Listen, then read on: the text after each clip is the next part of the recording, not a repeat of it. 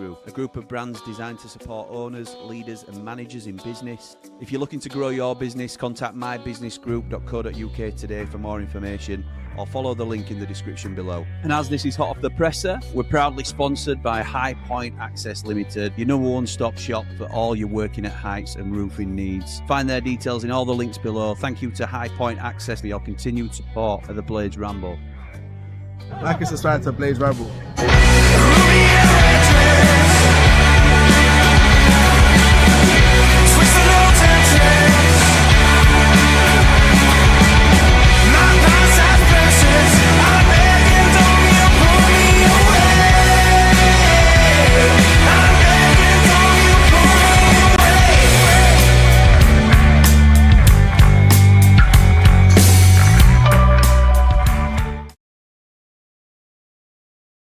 Back to the Blades Ramble. I am, of course, Jimmy, and this is hot off the presser. Chris Wilder has just finished his press conference, over 40 minutes of a presser this morning, on what I thought would be a pretty quick one, to be honest, because not loads to say, but having said that, thinking about it and listening to him, obviously, this morning, it feels like a bit of a time for reflection as well. I think it was a little bit of...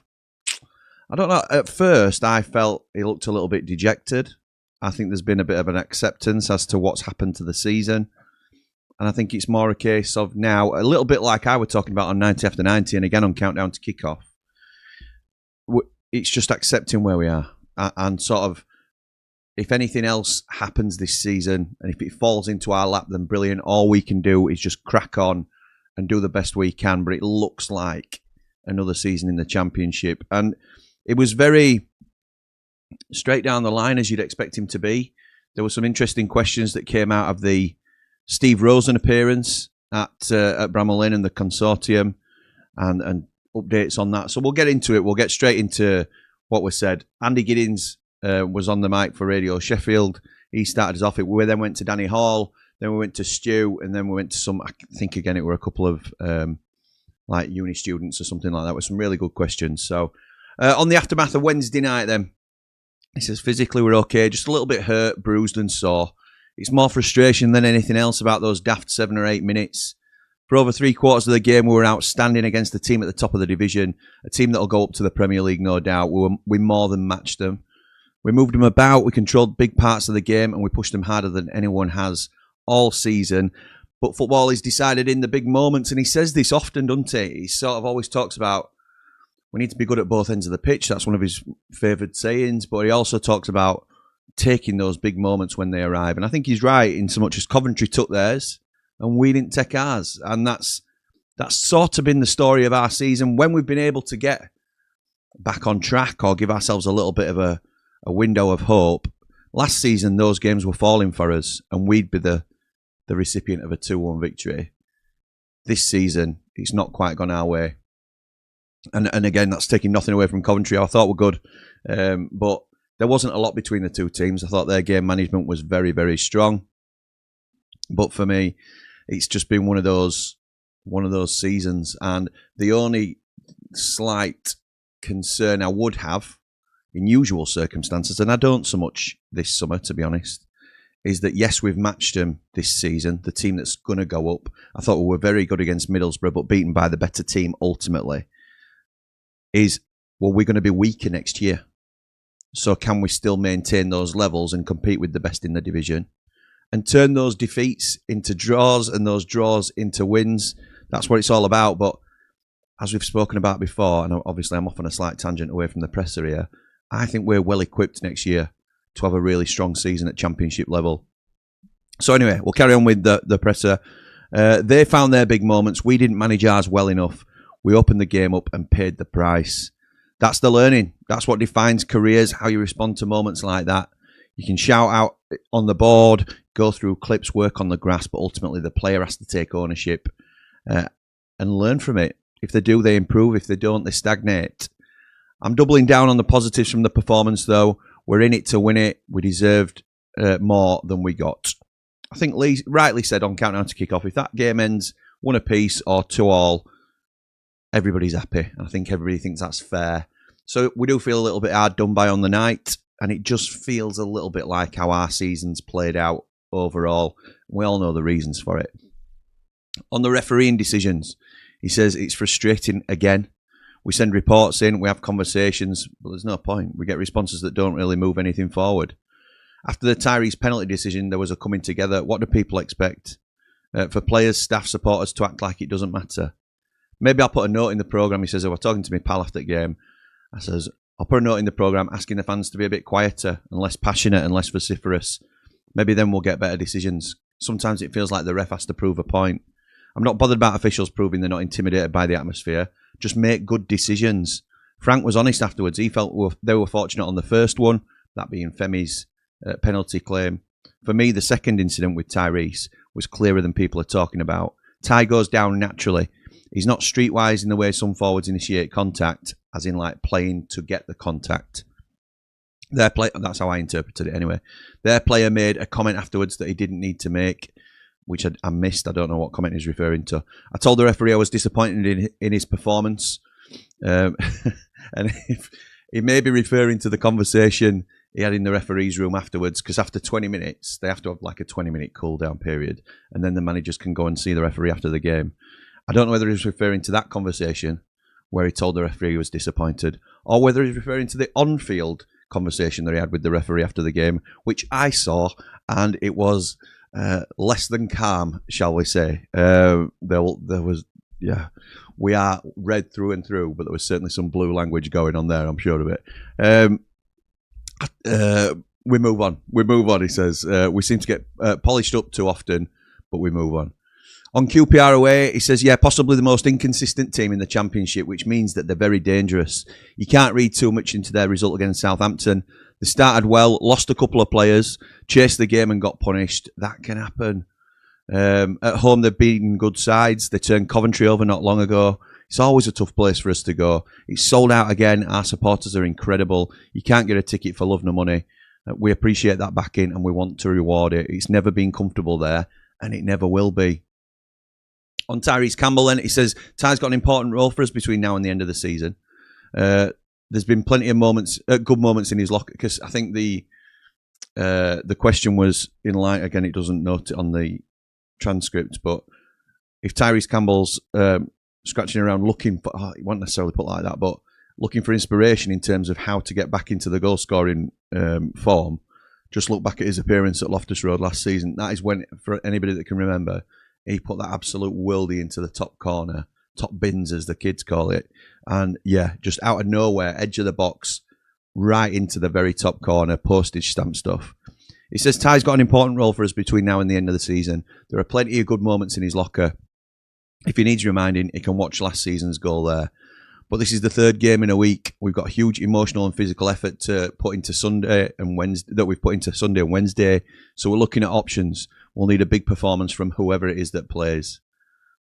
On putting a run together then, he says, we're at the business end now. We understand where we want to be. The players understand that. Last season we put together runs, 11 games, 9 games, 7 games, 1 out of 9, where we were hard to beat. We didn't concede 2 goals in games. That's key. We can't be conceding 2 goals in games, which obviously we did on Wednesday night.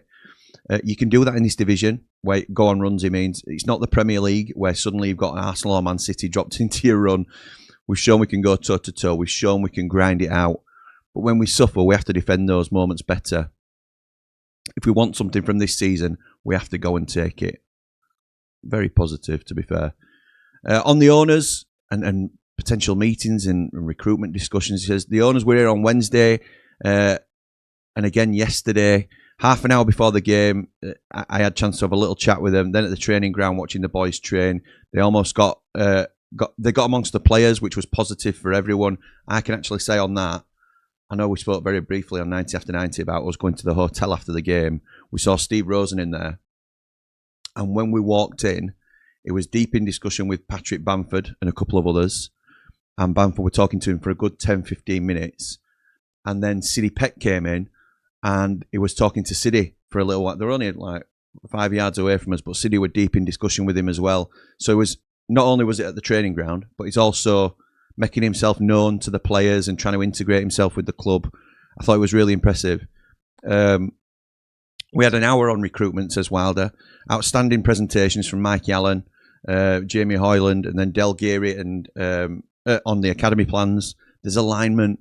Steve spoke at the fans forum, Steve Bettis, about the squad cost ratios and life without parachute payments. We have to cut our cloth accordingly, and we understand that. It's not an issue for me. We've done it before.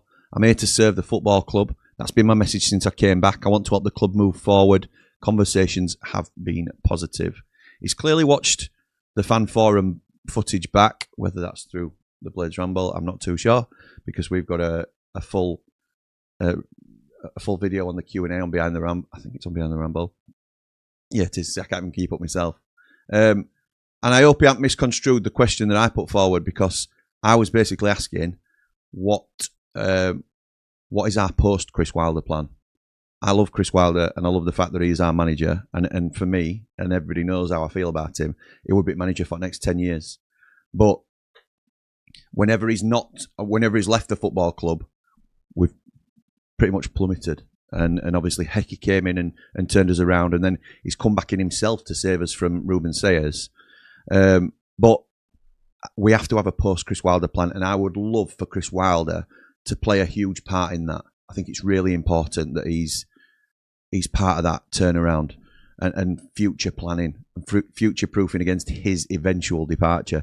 Anyway, I'm here to serve the football club. Conversations have been positive. On contracts regarding Andrea Brooks and Femi Sariki, we're in discussion with their agents. We want to keep our best players and secure their futures, but they will attract interest, and that's normal. It goes beyond me now in terms of negotiations. What I demand is commitment, and I'm getting that. They wouldn't be playing if they weren't all in. So we're asked about, I think it was Danny Hall that asked, are like Gus and Tyrese happy at the moment to stay at Sheffield United? And he's saying they won't be playing if they're not. He said on Gus and Tyrese, we'll have to come to some decisions, but it's not just about what the player wants. It's about what's right for the football club. If someone doesn't sign, that doesn't mean we give them away for 2 wob and a conker. Why should we? Everything else is on the table. Everything is on the table. Stay, extend, move on, but it has to work for the club. You were asked about Ben Mee, and is that just a squad decision as to why he's not involved? He said Ben's knocking on the door, but Tyler Binden's been excellent. Jaffett's been good, not Jeff as it mentions here, but Jaffett's been good. You don't take a wrecking ball to a back four that's performing well just because of one dip in performance. He had his hand issue over Christmas, which he's back now and pushing.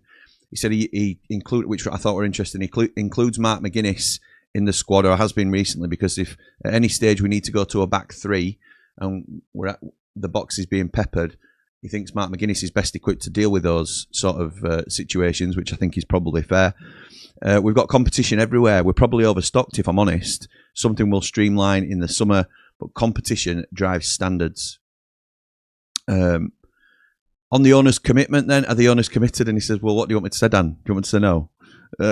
No, they're not. They're not committed. And they were laughing like, they bought the club for serious money, and they've backed it in the summer. They backed the decision to bring me back. Nothing gives me an indication that they're not in it for the medium and long term. Things change in football, players, managers, owners, but right now they're engaged, supportive and positive, which I'd expect them to be. It's full steam ahead. In the fan zone, Steve Rosen were asked about Billy Sharp and teasing potential future involvement with the football club. What would your thoughts be on that, Chris? Obviously, he wouldn't have said that if Chris hadn't have had a discussion with him, I don't think. He says, I love former players being around the club. Billy, Bash, TC, Mark Duffy. They love this football club. He said he were having a drink on Sunday after the game with Bradders and Mitch Ward. Wayne Quinn were there. He said that connection is powerful. If Billy wants to stay in the game, he's got so much to offer. Advice, experience, understanding what it means to wear the shirt. That culture carries. It's a huge thing that we talk about in it, culture carriers. On building a long-term identity then, he says you can't just turn over 8 to 9 players every summer. You want players that have played 250, 300 appearances, and that continuity inspires the next generation. If they outgrow us, you're proud of your part in their journey, but stability matters. And when we think of our most successful period, we weren't turning over players hand over fist. We had a real core. Players like Chris Basham, George Baldock, Enda Stevens, John Egan. You go into the middle, John Fleck, Ollie Norwood, players that were with us for a long time. Billy Sharp comes into that conversation, David McGoldrick, Ollie McBurney. So yeah, we had a core of a squad, and it was really important that we had that consistent side to choose from. And he's right, we don't want to be turning over 8 or 9 players every season. This is the biggest mental test in terms of the squad rotation and it being the 3rd game in a week. There'll be changes, there has to be. So my countdown to kick-off prediction was completely wrong, and Leeds might be closer to the bone than we all thought. Everyone will rotate in this division. He says, I probably think only Coventry might be the only ones that don't because they're on a winning run, but he'd still be surprised if they didn't make a change. Performance levels can't drop. If you get an opportunity in the last 10 games of a season, you grab it with both hands. If you don't, your opinion about playing isn't as strong as you think it is. He says because there'll be players thinking, manager ain't got a clue. He's not picking me. I should be playing. And ultimately, you've got to show that you're right when you get the opportunity. I don't need to motivate the starting 11. They're ready. My job is to keep the others engaged. And when they get the chance, they need to back it up. On working, hang on, how many more bits of that? Oh yeah, we're nearly there now, to be fair. On working with the new owners, then he says the successful people, they don't, the question I think it was from Stu, who said, are you in a position now where you're comfortable talking back and forth with the owners and sort of acknowledging that they are not traditional football people, but they will accept learning from you about the game and stuff like that as well? He says, yeah, they're successful people. You don't buy a football club without earning your money the hard way. There's a crossover with the Cleveland Cavaliers, which is where Steve Rosen's from, Cleveland. There's business experience. I listen to them. They listen to me. My job is to give honest football advice. I don't write the checks. I've lived through clubs in trouble, unpaid wages, staff losing jobs. He says, I could ask him to write 150 million quid's worth check for players and budgets next season, and then we end up like that lot down the road, and I walk away into the sunset and leave the club in a load of trouble. He says, I don't want that. That'll never sit comfortably with me. We run the club properly, always. On outside perception then, and this was a little bit about, do you get frustrated when people think it's a little, it's a little bit old school, and Sheffield United's got an old, like with him as a manager essentially being a little bit more old school. He says you don't survive in this business without evolving. We didn't just launch it long against Coventry. I'd like to think tactically we were pretty good. Out of possession, in possession. Sometimes you get frustrated by perception, but I know more about the game now than I ever have. As long as I'm open to learning and working with new people, we move forward. He did talk about sort of having an inbuilt reputation that is difficult to work with. He says it couldn't be further from the truth. I'm always willing to listen to others and try and learn from others. He says the best in the game are still going at 70. And like, again, I go back to my question in the fans forum where it was a post-Chris Wilder plan. I certainly hope he didn't take it the wrong way. I don't want him to go anywhere. And this is him saying it's my job. It's I am where I am. I fear that we're not going to be able to match the quality that we've got currently in a manager, because we've got something really special here, and that was my point. I do think we need a post-Chris Wilder plan. On naivety and learning, this was just the last little bit now. We showed the clips straight after the game, he says to the players. We don't normally do that. We normally break it down properly in training afterwards, but he says straight away after the game, we showed them the clips as to what went wrong. Why Coventry turned defeat into victory, how we contributed to that. If players keep making the same mistake, they won't improve. But this is still a young side. The only way they get better is by living it and feeling it and hurting from it and responding. That's the process. What a brilliant press conference. Again, if you can't, look, some people, and I had a conversation with somebody after the game who questions Chris Wilder's overall ability as manager and things like that. I strongly disagree. But how you can not be inspired by that and admire his leadership qualities, and that certainly wasn't the argument that Liam were putting forward. But I just think it's so impressive how he leads, really. So, before we jump into your comments, just a quick word from our sponsor. Do you want your favourite replica shirts for the World Cup? Check out okjersey.com. It's high quality jerseys starting from just £15. I love mine. From modern day shirts to the old classics that we all love. Use the code Ramble at the checkout to get 8% off your order. Get ready for the World Cup in style. And thank you to OK Jersey for their support of the Ramble. I love mine. I need to re-record that. I don't know whether I'll get round to it, but that's... yeah, never mind. Right, so jumping into the comments then, Dave Morwood says, morning, Jimmy. Now you're friends with the owners, any chance you can have a word to get the presser done later? An old man like me doesn't like early mornings. Up all the rambles, up the blades, up the positive 6. Like and subscribe, please. You know it's the thing to do. Thank you, Dave Morwood, who joined Gaz Dunn on our watch-along of the Coventry game. I'm sure that's well over 5,000 views now. So thank you to those boys for jumping on and doing that. I wouldn't quite say I'm friends with the owners. I had a very positive conversation, which I'm grateful for. Matthew says, I think the season is over now unless Wrexham starts to lose. We are well and truly into the territory, Matt, where we are relying on other teams to mess up. And we have been for some time, if we're honest, because we had to better their results. But we still play Wrexham. If we were 6 points behind them, it makes it a little bit more enticing. We're 9 points away from them. I'd like us to be 6 points again by the next time we play them, and then it gets a little bit more squeaky. But again, I have come to terms with the season being what it is. Ask me after QPR, which you'll probably find out, because tomorrow, in fact, that's a great little chance for us to mention the watch-along. Myself and Dave the Nose will be doing a watch-along on Saturday, tomorrow, from 2:30 p.m. Just saying that out loud because my glamorous assistant is in the room and just making sure she understands when I'm next on. So, shaking her head. I think the season is over now unless Wrexham. So come join me and Dave on the watch-along and you'll find out whether we then, if we beat QPR, we believe it's back on. I have to say, Dave the Nose, who is normally, as you all know, is very level, very level-headed and sensible, I think, in a lot of his predictions and expectations.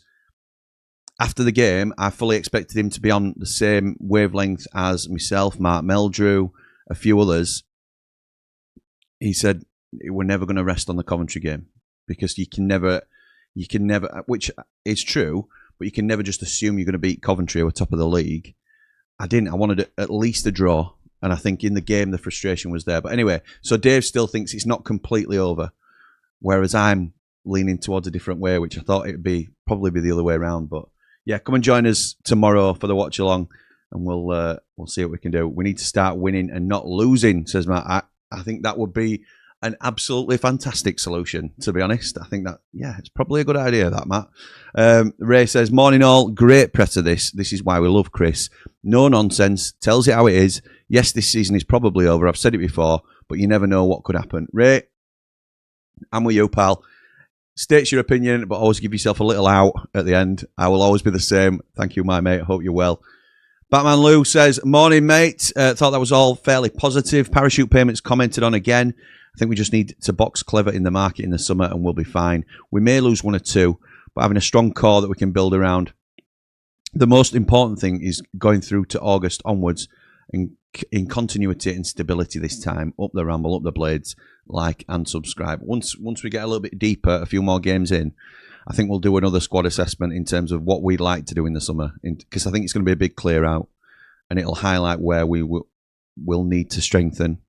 Wilder will already be doing this, so it's not too early to be doing, but he will know who's in his plans going forward and who isn't. So I agree with Lou, really strong core to work with and exciting times ahead. I would still say as a Blade, no matter what division we're in, likely the Championship.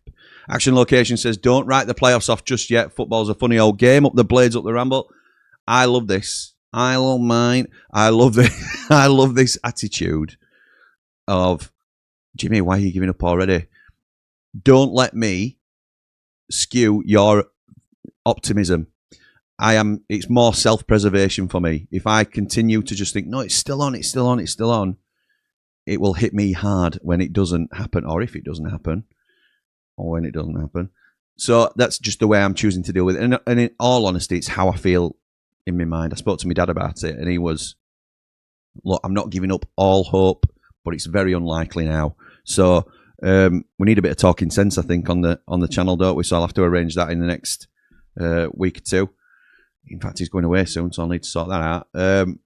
Raymondo says, Chris is the man for next season, without a doubt. I'm so looking forward to it, but we need to win as many as we can now for momentum to carry on through to next season.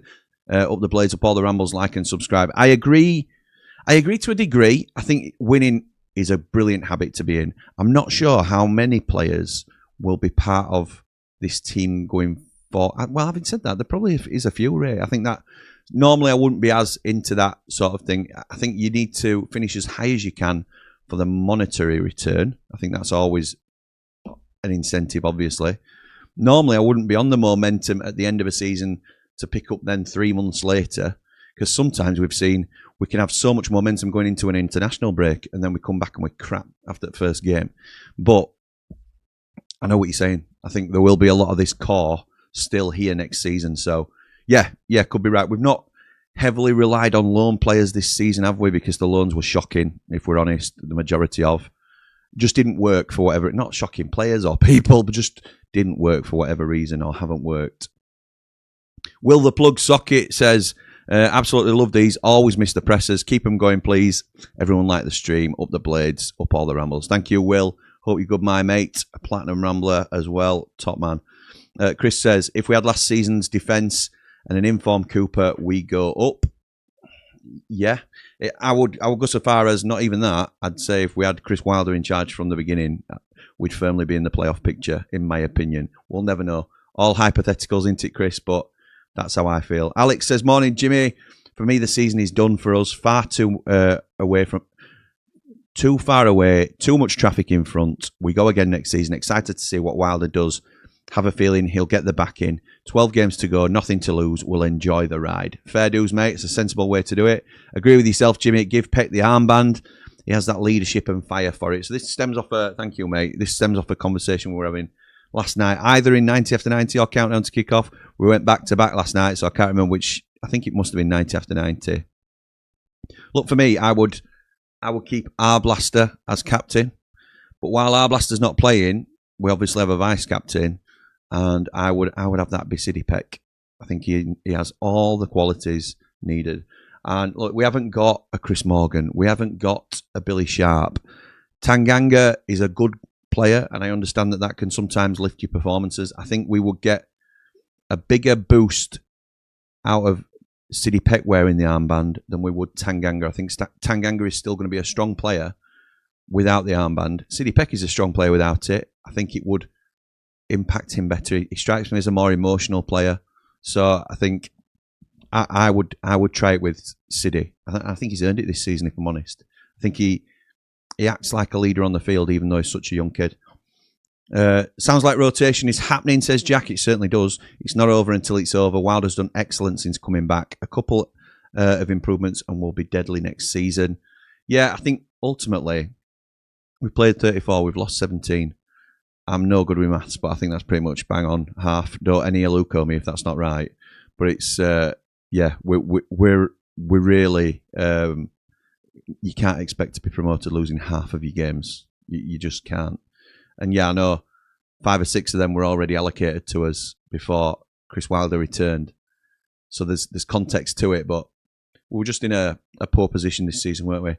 Morning, Thom. Hey up, pal. He says, stupid meetings at work means I only just got on, counting down the hours till I'm on that train tomorrow. Oh, also playoffs were never on. Positive as ever. Top man. Thom is going down with a load of other Platinum Ramblers tomorrow to QPR to take. We're having a Ramble takeover, I think. But me and Dave the Nose have been left at the train station, and we will be here to give you that watch along because we're committed to you people and not going down to get on the ale with some reprobate Ramblers that will be going out. And I wish you all a great time, to be fair. Billy, to be coach at the lane, says Matt Gyro needs to start with Peck. Yeah, I would like to see that in the best available 11 at the moment. I think that's how it is. But he's lent into rotation, hasn't he? So I think there will be some rotation in the squad. Up the Blades ramp. Would it surprise anyone to see Gyro start and Samari? Because Samari's been getting minutes, hasn't he? Peck hasn't had a rest. I think Kiana Hoover, as Lee suggested, might get a run out because Sariki's been absolutely flogged. You watch Femi Sariki off the ball and he is like this all the time, up and down the pitch, up and down. The engine, we used to talk about George Baldock's engine. which was absolutely unmatched and incredible. Enda Stevens did a similar job down the left-hand side for a long period. Femi Sariki is right up there with energy levels up and down and up and down. So, yeah, maybe a rest is required. What the Blades Ramble says, come on, people, like and subscribe. Thank you, my mate. In fact, I think, don't know how many we've got, but we need one more subscriber to get to the 11,200 mark. So that will actually change on this little thing here. I don't think it'll change mid-stream, but hopefully by next stream we're on 11.2. It seems the club is back to a stable place, says Jack, with the manager, owners, players and fans. Give Wilder what he needs for next season. Big improvements from the summer. Learn from those lessons. For me, Tanganga isn't a captain. He should be commanding that back line and making sure Femi is in his place, like Suter did last season with Burrows. I'll be on the watch along. I won't be at the match for a while now. Okay, pal. No problem at all. It'd be good to see you. Good to have you join us. In terms of Tanganga not being captain, I'm not. Look, it's whatever. For me, it's whatever the manager thinks. And I think sometimes stripping a player of the captaincy, once you've given it, because you're in then, aren't you? You've done it.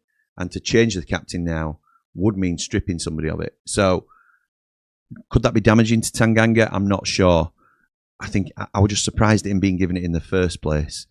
I'm not sure Tanganga not being captain affects his performances, but I don't know whether stripping him of the captaincy would affect his performances, if that makes sense.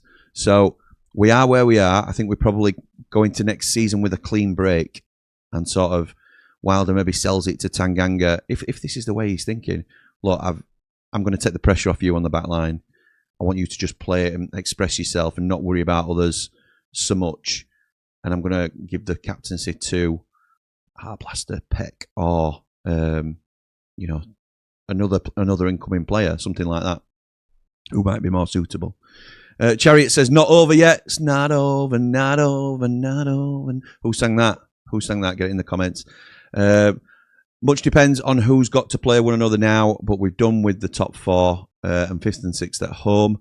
Need to win every home game to stand any chance. I would say it need to win 10 of 12 to stand any chance. That is genuinely how much I think we are away from it. Got to remember Rothwell is back for tomorrow. I think he starts personally. Wavo, he might, because as we were talking about on Countdown to Kickoff yesterday, he has been playing for the 21s, or he's certainly made an appearance for the 21s to try and get back into, or remain fit, gain some match sharpness. I'd be surprised to see him start, if I'm honest. But, it wouldn't shock me. I'd be surprised. It wouldn't be a shock, if that makes sense. Luckstone Jurek. Sorry, I've absolutely butchered your name. Loving the content recently, Jim, on the Ramble. Thank you, mate. Proper football, etc. I'm a City fan, but you've got me rooting for you. I would love it if you got top six. Imagine Cal's face. Come on, you red and white wizards, up the Blades. You'll do for me, pal. Thank you, mate. Very much appreciated, and you're welcome. You're welcome here anytime. As is anybody, to be fair. That's what we're about, isn't it? Finally, time for our game, Jim, says Joe. Yeah, good luck, my friend. Bet you were buzzing seeing that 5-0. I don't know, I don't know. Because you never know. Well, the Championship is crazy, and that's why we love it. That's just one of the reasons. But sometimes you get a reaction from a side that's been hammered. Other times, it might be a case of it's broken you, and it might be a good time to play you, but we also might get a reaction. So I'm aware of it. I do think we're strong enough to come and beat you, if I'm honest. I think our squad is not in a false position, but I think our level of squad should be challenging for the top six. We are where we are on merit because we haven't done well enough over the season. I'm not arguing that point, but I think we can beat you tomorrow, I have to say. But yeah, best of luck for the rest of the season after that. If you want to slide Kone our way, then I'll gladly take a look. We go unbeaten now, so it's all good, says Jack. Fair dues. BBL in the chat, bald and brilliant Lee says, morning, Jim. As we spoke on Countdown to Kickoff, I think Peck will be captain, but the lack of leaders in the squad to help would worry me at present. Young captains like Hackney have ex-captains of big clubs around him to back him up. That was Lee's point. He was saying Hackney's got the armband at Borough because he is a great young prospect, but also he's got leaders around him. He's got Luke Ayling behind him and stuff like that. People that can still help others on the pitch and even help Hackney himself. We haven't got a Chris Morgan behind Sidney Peck. We haven't got, a Billy Sharp in front of Sidney Peck who can sort of guide you through, or even experienced pros like Ollie McBurney and things like Patrick Bamford, could do a similar job. Japhet Tanganga's a young player himself, really. You can't, we have got a young side, and I think it wouldn't surprise me at all, leaning on what Lee's saying as well, because he's done it before with United. If Wilder goes for seasoned characters, I think that's the reason we've brought players in like Joe Rothwell and Jairo Riedeveld, is because they are experienced pros and they've been here and they've done it, and it's getting that blend into our young squad. So yeah, I agree, and I think in the summer we could see maybe a return to similar recruitment tactics, like getting the player of the season out of a lower division team, or getting the captains out of a lower division side and just putting them into our squad and seeing how they get on. Jedi says, against Borough and Coventry, I've seen a fault in the defensive line. We're being dragged out of position too much. That's our problem. I think there's something to that, to be fair. I think there's something to that.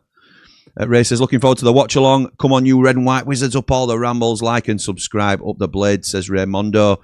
Tracy Mack, sister of Ollie, says, hi, Tanganga hasn't any patience as captain, sorry to say, but wherever we finish, at least not in the bottom three after a bad start. Up the ramble, up the blades. Fans need to remember our players are still young. It's a great point, Trace, who's obviously not Ollie's sister, but I will continue that a little bit. Yeah, somebody said in 90 after 90, I think it was last night, and I agree.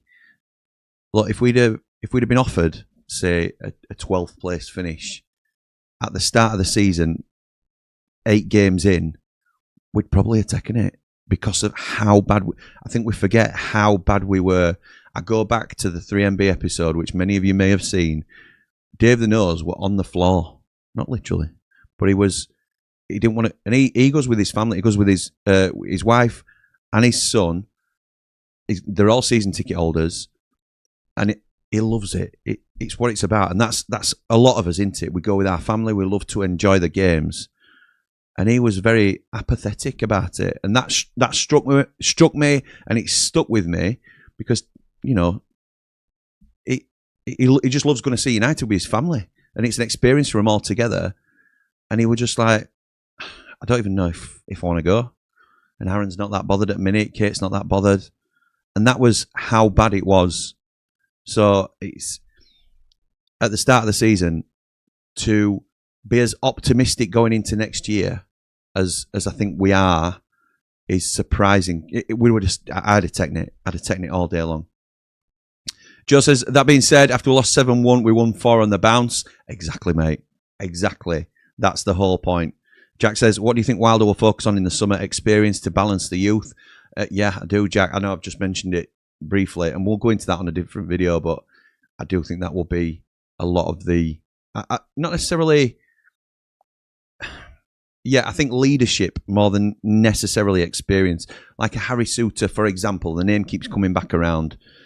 Wouldn't surprise me at all if we went back in for Harry Souttar, but I think he'd be a really smart... Look, Tyler Binden's not our player. A lot of us would be happy to sign him because of his performance this season, but I can just as easily see us bringing in Harry Souttar, and him and Tanganga at the back together have the potential to be incredible, and we know how well Harrison Burrows played alongside Harry Souttar. So... that, I think those sort of signings are smart. That would be an expensive one, but that's just an example. Joe says, we're hampered by injuries for what it's worth. Yeah, I've heard, mate. I've heard.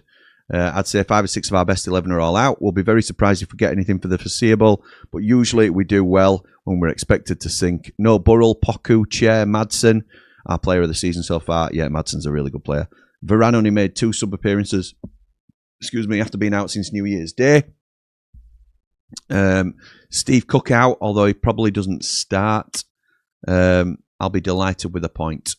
Okay, fair dues, mate. And that's disappointing for you as well, isn't it? Because as much as we're saying playoffs are done for us because we're 9 points, or I'm saying it, QPR are 7 points away from the playoffs, and Joe's taking a point against us because of their situation. So I'm confident going into the game. Jedi says, I can't believe we tried signing Egan again. Personally, I'd take him back as well as McBurney. I'm not sure we did try signing Egan, if I'm honest. I know I heard the rumours, but I don't know if it's true. he's playing well this season. So how can you say we wouldn't take him back? I do think it's a backward step a little bit. I don't think there's much long-term planning in that, to be honest. How good will John Egan be next season? And I don't know is the honest answer. I love John Egan as a player. He did a fantastic job for us. And what we would have done to have him this season would, him and Tanganga at the back. That's what, it's class. Someone's at the door, love. Sam. Someone's at the door. Got our headphones in. Just keep your hands off Jimmy Dunn, says Joe. We'll never get Bindon. I agree. Suter will be a good signing. I think there's a chance we get Bindon. I think it's more likely, and Mark said this at the coolest caller we've had ever on 90 after 90 because of his accent. We'll never get Bindon. I agree. Suter would be a good sign. I think there's a chance we get Bindon if Forest stay up. So we're not getting Bindon. Get down, Forest. Apparently, Jose, Jimmy Dunn is done again. All right. Jose. It's Joseph. Jose. It might be Jose. Anyway, Suter and Hamza. Listen, I'm all for that. We know this. Anyway, hi Jimmy Powell, says Paul. We just need to win every match. We play Reading for next season and shore up the defence. Once we're at full strength, we'll be a stronger unit, and we just need to put teams to bed. We are class. I love the positivity, Paul. Ernesto, Italian cop blade. Hope you're well, my mate. Enjoy those cappuccinos. Bindon and Suter needed, says Matthew. One's got to sit out though, aren't they? Because you're going to play Tanganga. So it's Bindon or Suter for me. I think we certainly need a centre half. Thom says James McAtee out of favour at Forest. Got dragged at half time last night. Long shot, I know, but getting back for the title charge next year. Lol. How much did they pay for McAtee? We're not getting McAtee. And when players are at Forest, we pay Sheffield United tax, don't we? Because they hate us and we hate them. So, yeah, they're not going to help us in any which way. Obviously, we've got Bindon because I think they deemed him to be so far down the pecking order for them. It's ridiculous. Oh, nice. Oh, right. Jehovah's Witnesses. Okay. Sorry, I sent you to the door then. Leicester going down, so we'll be needing to sell. Yes, I'm not sure they're going down, but they'll need to sell anyway because their finances are shocking, Matt. From 45 to 60 minutes, we've conceded 20 goals this season, says Dino. I'm a little bit offended has got his selfie with Ollie Arblaster instead of his selfie with me as his profile picture. We've conceded 20 goals this season. This has to be addressed up the blades, up the Ramble. Yes, it shows a lack of concentration from kick-off in the second half. 40 to 50 million they paid for him. That's crazy, isn't it? Crazy. The owners have had done too much damage, says Hyder. It could be many years before we make it back to the Premier League now.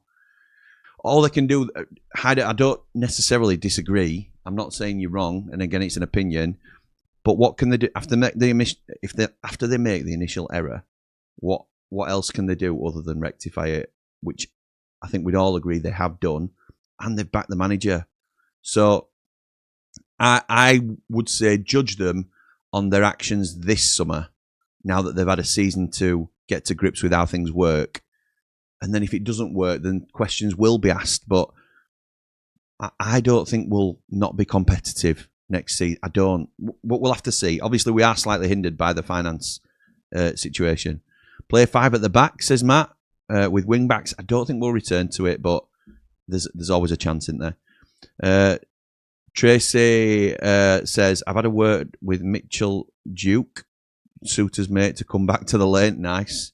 I don't know who Mitchell Duke is, but that'll do for me. Paul says, cappuccinos all round, Jimmy, mate, for the Ramble family when we win at Qpr. Listen, you promised me a Qpr from Wednesday. A cappuccino from Wednesday win, and a pizza, I think you said. Come on. These are empty vessels of offers, I think. One day my dream is that we play Italian giants Juve and hammer them, and then it's pizzas all around as well. Up the blades, up the ramp. Well, we drew with Inter, didn't we? In the season that McGoldrick came to United. I remember that game well. Thom says, would you bring Walker in if Sariki goes, Jim? Burnley defo down, so could be an option. Yes, I would. And I think it's a possibility. I definitely think it's a possibility that Kyle Walker returns to Sheffield United. Certainly not a done deal, but I certainly think it's a distinct possibility, particularly if Sariki goes. And if he doesn't go, then I think there's more of a chance we return to a 3 at the back with Walker on the right-hand side of the 3. I might be wrong. My bad, says Jedi. It was close to 30 million, according to Wikipedia. Paul, do you remember when we played Inter and Super Dids he scored? Yes, I do, pal. I do. Mitchell Duke plays for Australia with Suter. Oh, nice. Nice, Cobber. Good stuff. Say hello to Jamie Dumpling for me. Right, for now, we're going to leave it there. Thank you to everybody for getting in the comments. It was a very active, hot off the presser this morning. Great from Wilder again. I'm looking forward to tomorrow, and I feel a little bit less pressure, if I'm honest. I think lowering my expectations of the season, and also being pretty comfortable with playing QPR at the right time. They've still got some dangerous players. We're certainly not taking this game for granted, but I'm looking forward to playing them. I'm looking forward to the watch along with my mate Dave the Nose, and we'll see how it goes from there. But thank you to everybody for joining us. See you tomorrow on the watch along. But for now, come on, you red and white wizards. What do we say, Sam? Up the blades! Shoutout!